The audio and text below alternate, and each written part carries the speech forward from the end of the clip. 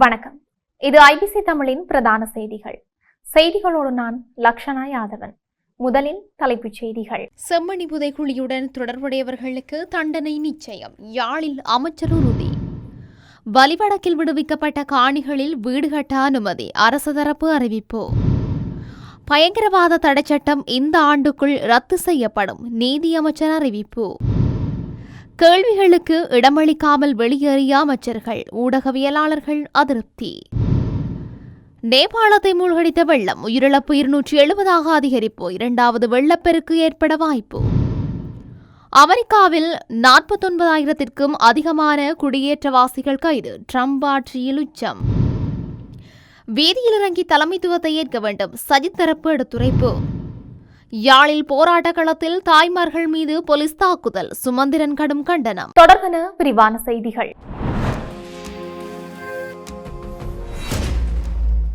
செம்மணி மனித புதைகுழியில் இருந்து அகழ்ந்தெடுக்கப்பட்ட மனித எண்புக்கூடுகளை ஆய்வுக்கு உட்படுத்தி பாதிக்கப்பட்டவர்களை அடையாளம் காணவும் அரசாங்கம் நடவடிக்கை எடுத்துள்ளதாக அமைச்சர் விமல் ரத்நாயக்க தெரிவித்துள்ளார். அத்துடன் மனித புதைகுழி சம்பவத்துடன் தொடர்புடையவர்களை இனங்கண்டு அவர்களுக்கு எதிராக சட்ட நடவடிக்கை எடுக்க நீதியமைச்சு தீவிர நடவடிக்கை எடுத்துள்ளதாகவும் அவர் மேலும் சுட்டிக்காட்டினார். யாழ்ப்பாணத்தில் உள்ள தேசிய மக்கள் சக்தியின் மாவட்ட அலுவலகத்தில் 27ஆம் தேதி நடைபெற்ற விசேட ஊடகவியலாளர் சந்திப்பிலேயே அமைச்சர் இதனை குறிப்பிட்டிருந்தார். அமைச்சர் மேலும் தெரிவித்ததாவது, தற்போதைய அரசாங்கம் பொறுப்பேற்ற பின்னர் காணாமல் ஆக்கப்பட்டவர்களின் குடும்பங்களில் அடையாளம் காணப்பட்ட 15,966 குடும்பங்களில் 11,000-க்கும் மேற்பட்ட குடும்பங்களுக்கான அடிப்படை ஆவண பணிகள் நிறைவு செய்யப்பட்டுள்ளது.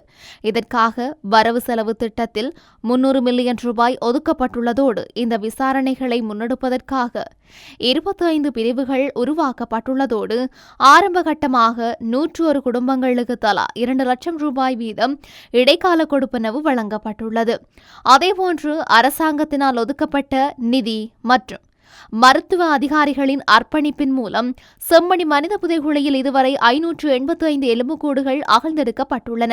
அகழ்ந்தெடுக்கப்பட்ட எச்சங்களில் பாதிக்கப்பட்டவர்களை அடையாளம் காணவும் சம்பவங்களுக்கு பொறுப்பானவர்களுக்கு எதிராக சட்ட நடவடிக்கைகளை எடுக்கவும் நீதியமைச்சு தீவிர நடவடிக்கைகளை எடுத்து வருகின்றது என்று தெரிவித்துள்ளார். யாழ்ப்பாணம் வலிவடக்கு மீள்குடியேற்ற பகுதியில் இராணுவத்தினரால் விவசாய நடவடிக்கைகளுக்கு மட்டுமன்று விடுவிக்கப்பட்ட பொதுமக்களின் காணிகளில் வீடுகளை கட்டுவதற்கு அரசாங்கம் அனுமதி அளித்துள்ளதாக கடற்றொழில் அமைச்சர் ராமலிங்கம் சந்திரசேகர் தெரிவித்துள்ளார்.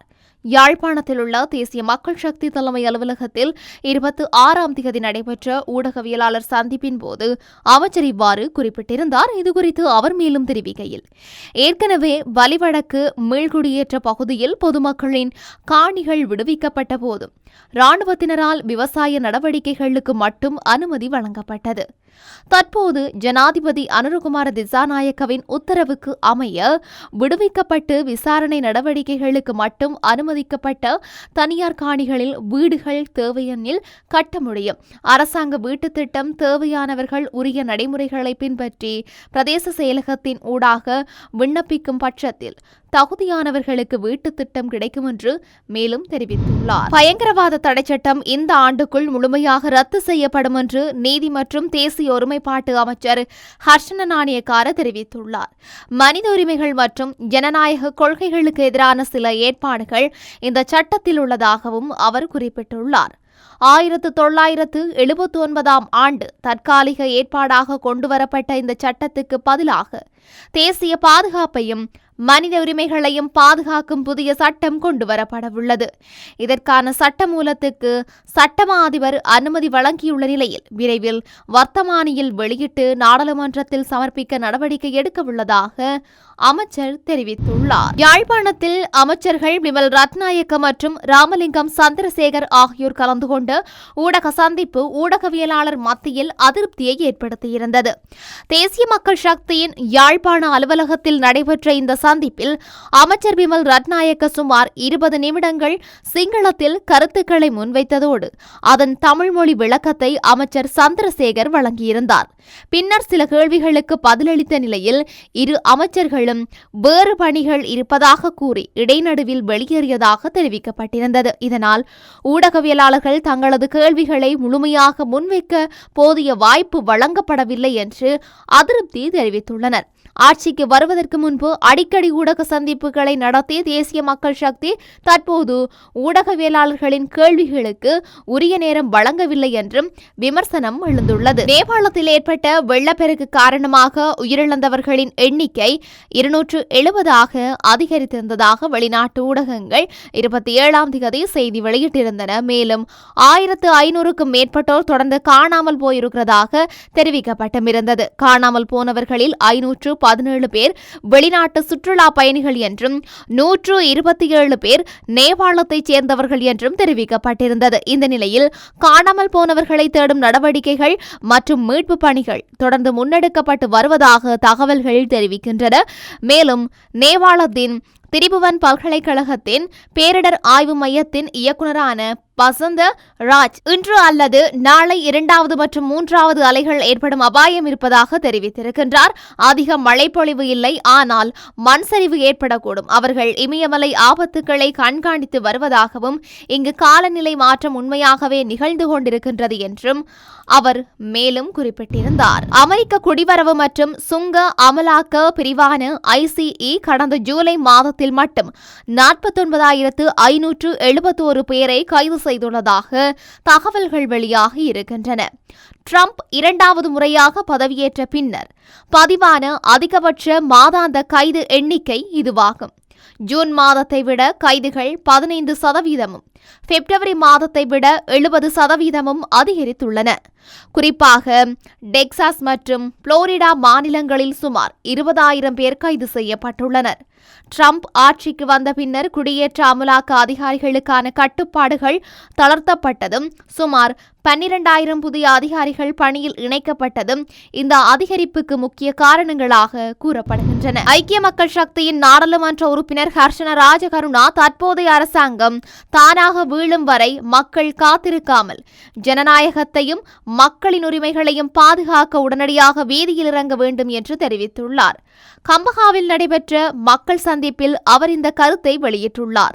தேர்தல் காலத்தில் வழங்கப்பட்ட பல முக்கிய வாக்குறுதிகள் நிறைவேற்றப்படவில்லை என்றும் மின்சாரம் மற்றும் எரிபொருள் விலை குறைப்பு, நெல்லுக்கு 150 ரூபாய் விலை உள்ளிட்ட உறுதிமொழிகள் நடைமுறைக்கு வரவில்லை என்றும் அவர் குற்றம் சாட்டியிருந்தார். மேலும் நீதித்துறையில் அரசியல் தலையீடு அதிகரித்து வருவதாகவும் நாடு சர்வாதிகார போக்கை நோக்கி செல்வதாகவும் அவர் விமர்சித்துள்ளார்.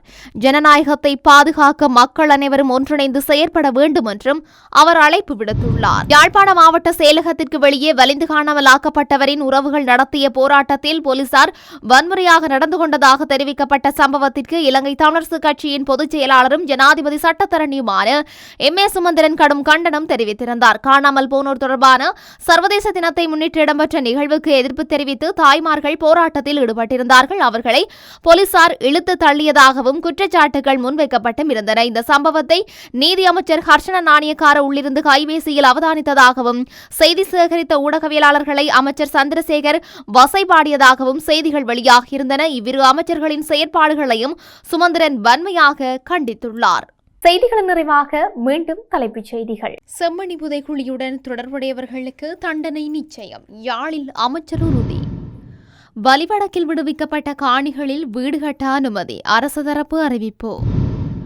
பயங்கரவாத தடைச்சட்டம் இந்த ஆண்டுக்குள் ரத்து செய்யப்படும், நீதியமைச்சர் அறிவிப்பு. கேள்விகளுக்கு இடமளிக்காமல் வெளியேறிய அமைச்சர்கள், ஊடகவியலாளர்கள் அதிருப்தி.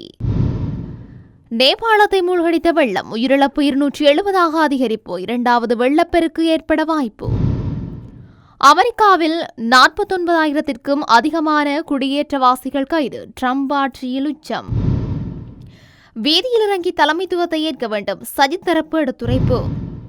யாழில் போராட்ட களத்தில் தாய்மார்கள் மீது போலீஸ் தாக்குதல், சுமந்திரன் கடும் கண்டனம். இத்துடன் IBC தமிழின் பிரதான செய்திகள் நிறைவு பெற்றன.